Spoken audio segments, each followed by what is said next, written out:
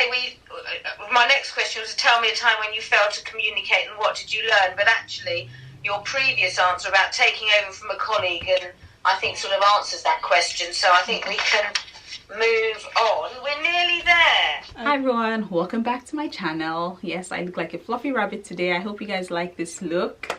So guys, if this is your first time seeing my face, my name is Chinyere and you are welcome to my channel. If you've been watching my videos lately, I'm sure you've heard me mention or whinge about how since I moved to the UK, it's been pretty difficult for me to try to secure a job.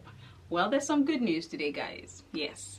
A few weeks ago, I think the last vlog that I did, I mentioned that I had an interview, and that was like my, I think my third interview. I had already been unsuccessful in like 2 of them already, and it's so heartbreaking whenever those kind of emails just come through to me, like you've been unsuccessful in an interview. It's like a heartbreak. Like, why exactly should I be unsuccessful? For Pete's sake, I've been working, you know.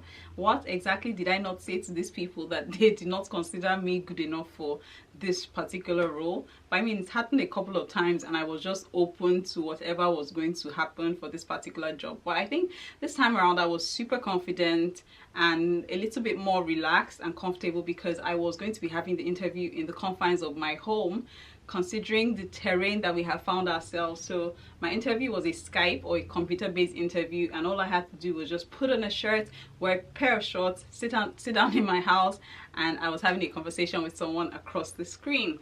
And at the end of the day, I think I have come to appreciate computer-based interviews. I feel like they are more relaxing for me, and if I'm ever going to be given an option again, if I would like to have a computer-based interview, I think I would jump on it with all of my, like, you know, I don't know how do I finish that sentence, but I would jump on it with all that I have, because I feel that way I do not have to come into that space where I feel super anxious trying to stare into the eyes of someone and gain their confidence in the name of trying to impress them that I'm the best fit for the role that has been advertised. And of course, I feel sometimes that interviews can sometimes feel like it's about who can lie the most. Like, it's about who walks into that room and can tell the best lie to the other person at the other end. Just sell yourself. Even if you're lying, just keep talking. That's all it's about.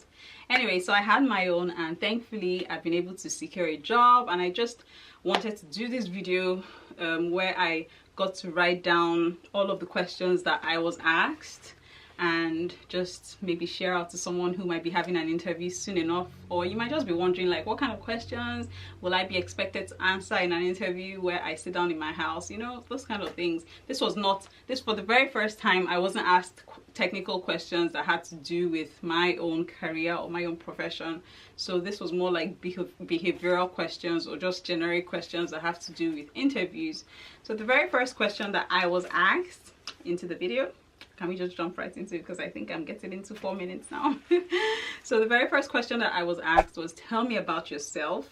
Now, I tried as much as possible to be concise with my answer here, just talking about my qualifications and my experiences and the reasons why I felt I was the best that will fit into the role that has been advertised. Yeah, those were just the 3 things that I just tried to summarize in that form and, you know, give it back to them. Of course, trying as much as possible to avoid, don't go into your personal, tell me about yourself, you start talking about your father and your mother and stuff like that. That's not what they want to hear. They just want you to talk about your qualifications, experiences, and why you are fit for the role. Just in case you're wondering, yes, I have everything written down here. So the next question was, what do you know about this particular company? So I had already done my background check, gone on their website, and looked out for their missions, their goals, their values, and tried to answer the question in a way that the role that I am applying for will also fit into the vision or the mission that their company already has been able to establish. What have you done in the last 2 years that makes you feel that you are suitable for this particular role? Now, thankfully, I ended my postgraduate course last year. So that was the opportunity that I got in the last job that I had that kind of made me valuable to this particular position that I was applying for, which I was super grateful for, because if I didn't do that course, well, I think if you probably have done like a little certification here and there, that will definitely suffice. So I will always advise people to please do like little bits of whatever it is that you can do in between jobs, just like certifications. If you think that after a while you want to progress into another company, because that way it makes it look as if this person is a progressive person and is not just sitting down and thinking about coming to work every day to just collect salary and go back home at the end of the month.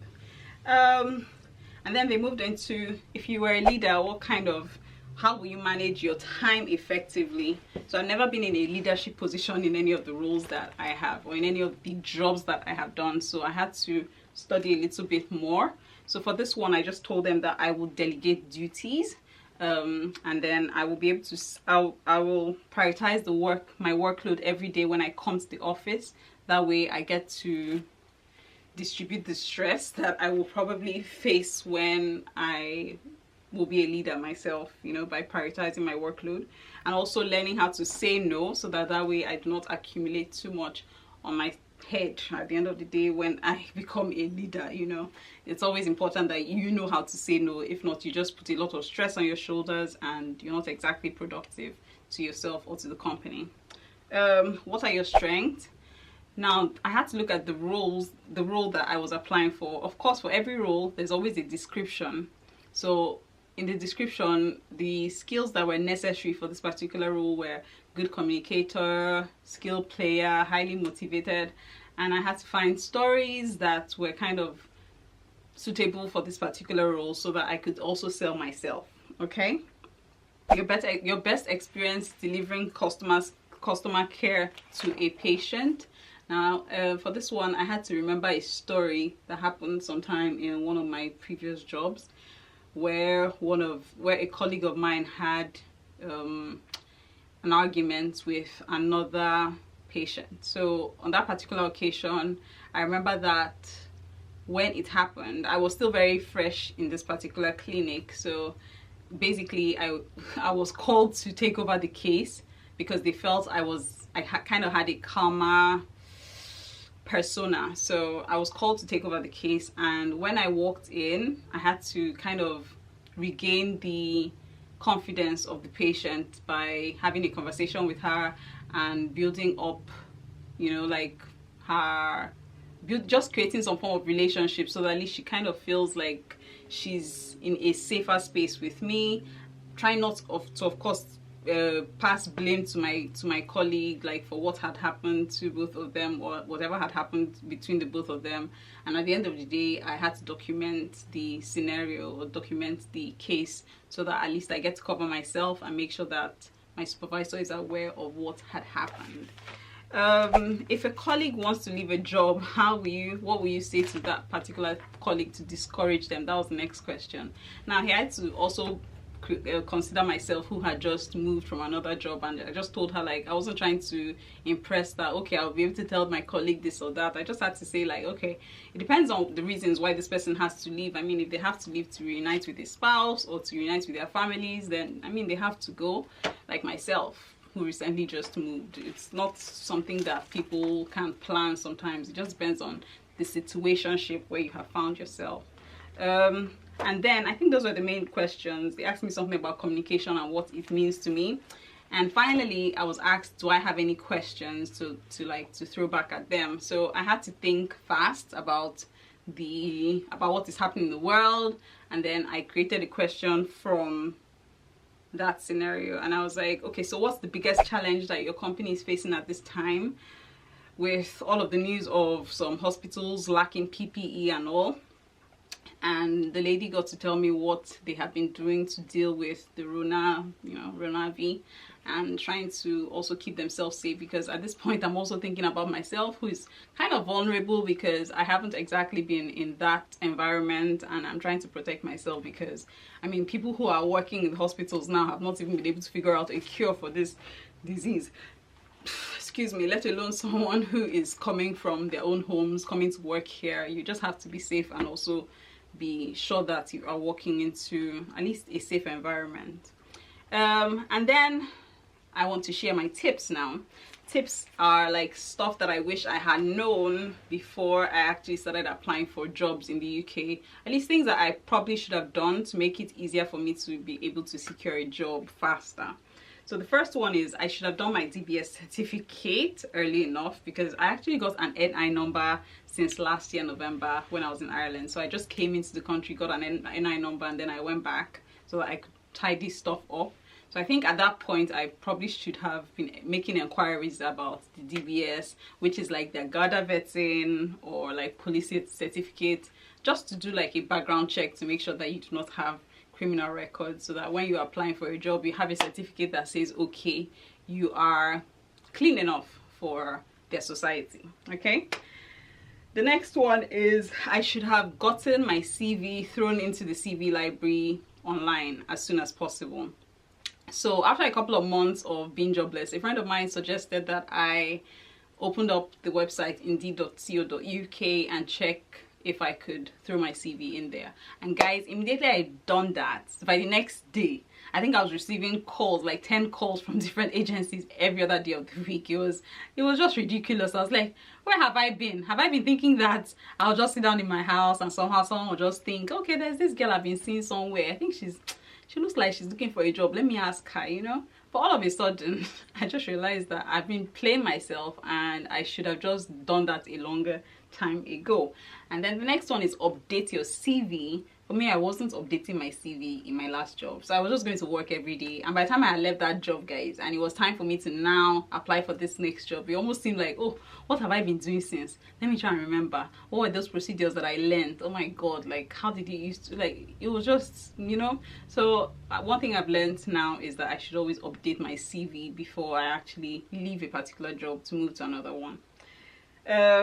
Don't pay at any agency. Now this question, I know lots of people who are trying to get jobs abroad fall into this trap. You get contacted by agencies, and sometimes somebody will tell you, oh, you can pay so amount for like a medical check or something or another for you to, I mean, agencies are just like third parties when it comes to securing a job. They're not the ones that give you the job, or yeah, they're not the ones that give you the job. So at the end of the day, it is in your own hands to actually be able to prove to the employer that you are suitable enough for the position that they have advertised.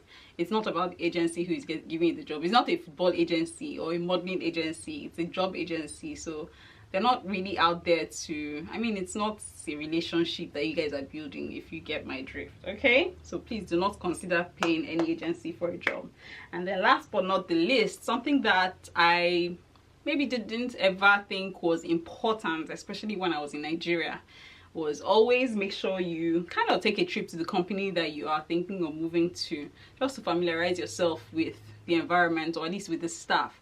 Now, so for this particular job that I got, one thing that happened during the interview was, oh, the supervisor, sorry, the head of department who I was speaking to was like, oh, I kind of know you, so I kind of feel more comfortable with you. You know, we're having conversations that seemed like we had built a relationship already. So it was like I had known this person a long time ago. Meanwhile, it was just a trip that I took down there, and that kind of made her feel much more relaxed when it came to considering me for the position.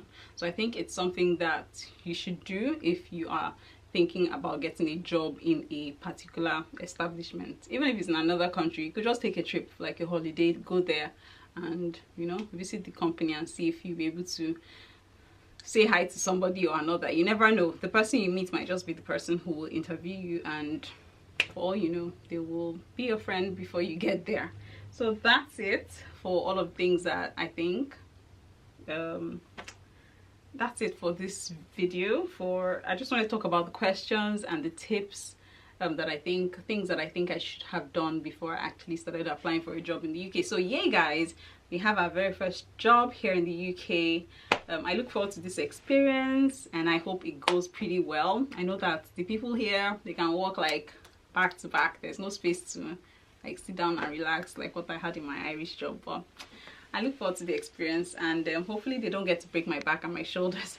I'll get to tell you guys how my first day at work gets to go, whenever that gets to happen, hopefully in a few weeks time. I don't know, I'm still waiting for them to contact me, give me all the documentation, but at least my job offer has been sent to me. So that's something that I needed to first of all receive before I actually came up here to talk to you guys about this particular job. That's why it's taking me a while, because I wanted to be sure first of all that I had a job before I come and start rambling and talking about it.